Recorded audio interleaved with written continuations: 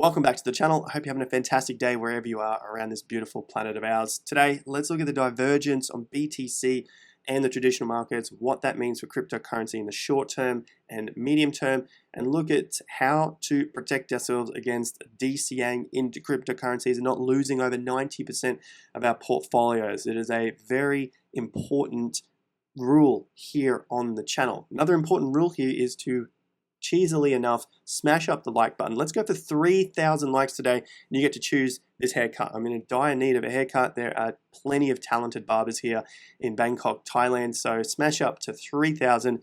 You guys let me know what haircut I should get in the comment section down below. All right, let's take a look at this divergence here. BTC, S&P was down overnight and has slightly bounced back, but the pattern is slightly different overall. Just a quick reminder, you guys that did subscribe to the email newsletter, this should be in your inbox right now. It went out last night, so check your junk mail, check your inbox. This goes out once every 2 weeks, so we're not spamming you with everything out there. This is a really deep education email looking at Bitcoin, other cryptos, DeFi, and in real estate as well. That's stuff that I'm investing in, and of course Michael as well. So check your inboxes if you haven't already. If you missed out, join it down below, top of the video description. Another one will be coming out in a couple of weeks' time. All right, so BTC, this is the little divergence here that we're seeing. Obviously, we've had some lows here, 28th. The market did drop on the 26th, but overnight, the S&P got a little bit of a dump early on in the session. You know the old saying, it is amateurs control the open, professionals control the close. This is on a short-term time frame, so if the professionals are controlling the close, which is the daily close here, and they pushed it up, I dare say that they think we have some sort of bounce to play out in the short term.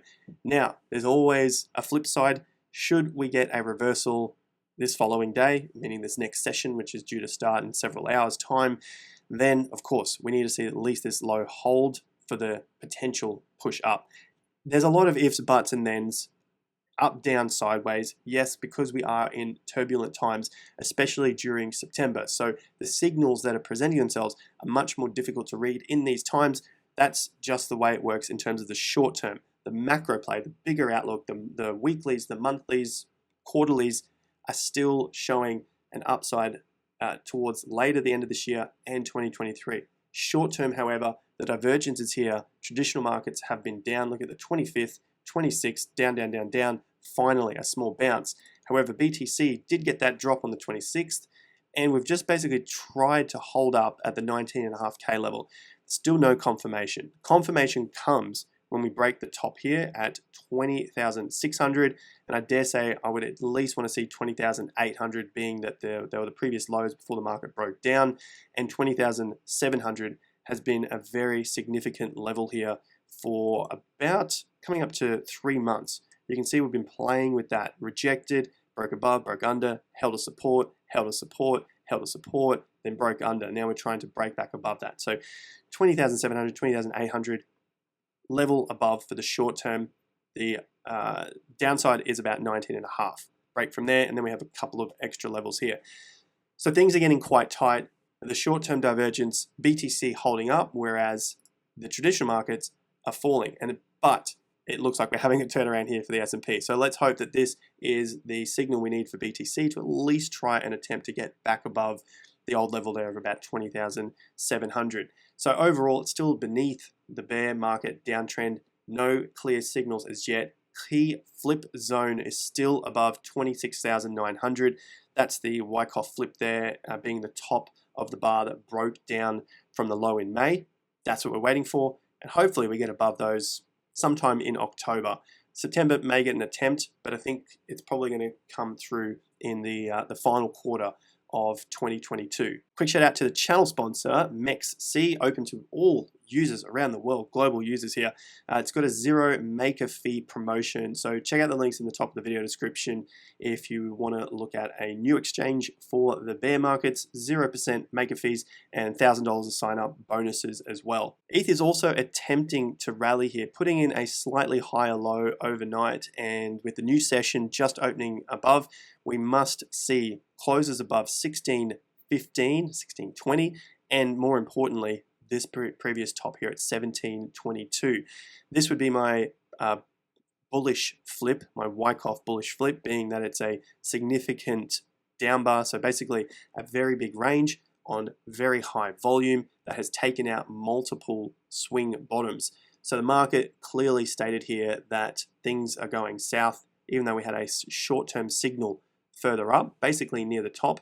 This confirmed that the market trend is now down, regardless of all of the merge hopium going on out there. So I would want to see the market get above the top here at 1850, and then of course break that 2,030 bucks. There are a lot of levels above Ethereum, so this is going to be a tough ask, especially during the downtrend here. 2230 next level, so a nice clear break and hold above 2,250 US dollars would be the sign for area of accumulation for ETH to go on for a bull market. For the macro view on ETH, it's still too early to say whether the low in June, $880, is the final low. We haven't seen an accumulation range form yet, and we have not seen a test of the low as well, just to let us know whether this is the final low.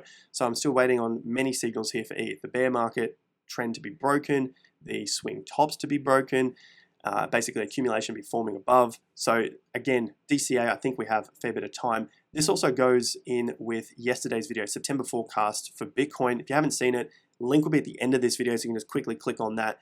Full analysis, time, price, the monthly analysis, cycle analysis, 4-year cycle as well. Fully detailed video here to give you an update. Pretty much everything you'll need is in that video as well. Reflecting on August, because we need to check what we've done in the past to see how we're moving forward in the future. And this then leads into a little bit into October, but I'll do another update at the beginning of the month. So make sure you've subscribed, like the video up so that this gets pumped out to your news feeds. ETH, a little stronger, but still no clear signals as yet. The DCA investors, unfortunately, have been crushed. So let's not continue with the failings of DCA investing during a bear market. I know I talk about it often. Quick look at cryptos hanging on by a thread, even if we get the pumps up. So basically the warning here is we need to survive the bear market. Don't want to be throwing money out left, right, and center, and then finding that the market continues down further past any of the previous lows and you just don't have any funds left. In a perfect world, you'd have unlimited funds like the crypto influencers you see on Twitter and YouTube telling you to buy at all the dips, and they think it's going to turn around and they're confident that the low is in.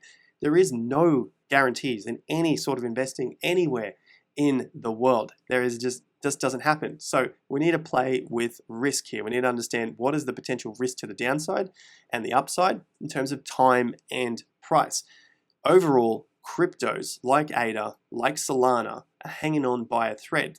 It is just plain data drawn up on the charts, regardless of the on-chain analytics, the on-chain TA, the on-chain whatever, the news, the fundamentals, whatever it is in these cryptocurrencies, the buyers are not there, and they are showing us that in the chart. The charts don't lie.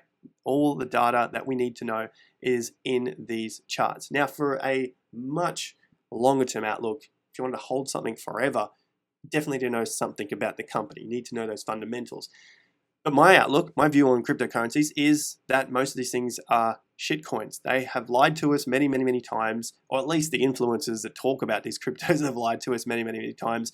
I'm not falling for that. I fell for it in 2017 and 2018. Most of these are shitcoins. They're just dreams made up. Some of them are really trying to change the world and help the projects and help downfalls that they see on the Ethereum blockchain, whatever it is, right?